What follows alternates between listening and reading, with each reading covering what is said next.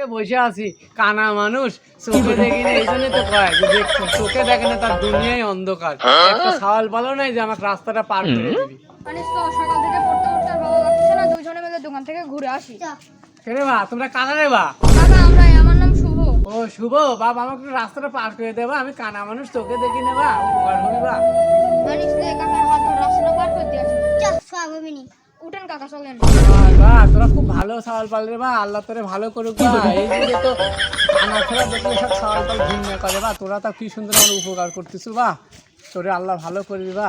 কাকা সওয়াল হবি তোরে। এখন সোজা চলে যান, কারণ গাড়ি ঘোড়া নাই, রাস্তা ফাঁকা আছে। আচ্ছা আচ্ছা ঠিক আছে বাপ, তোরে আল্লাহ ভালো করুক বা, যা যা। মানিস কাম বাগাইছি।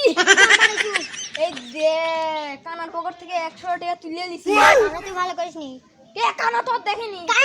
আল্লাহ তো দেখি। না দোস্ত, তুই কথাটা ঠিকই কইছু, আল্লাহ সবই দেখে। তো কাকা ঘুরত দিয়ে আসি। ও কাকা দাঁড়ান দাঁড়ান দাঁড়ান। যা রে বা। কাকা আমরাই। তোরা আবার আসলো বা, কি হয়েছে রে বা? কাকা একটা খুব বড় ভুল করছেন। ভুল করছো? কি ভুল বা? তোমরা তো রাস্তা পার করে দিয়ে আমার সে উপকার করছো বা, ভুল করছো কিসের আবার? রাস্তা পার করার সময় ভুলে আপনার পকেট থেকে 100 টাকা তুলে দিছেন। ও 100 টাকা তুলে নিয়েছো বা? হ্যাঁ। আরে বা, তোমরা ভুল বুঝতে পারছো বা।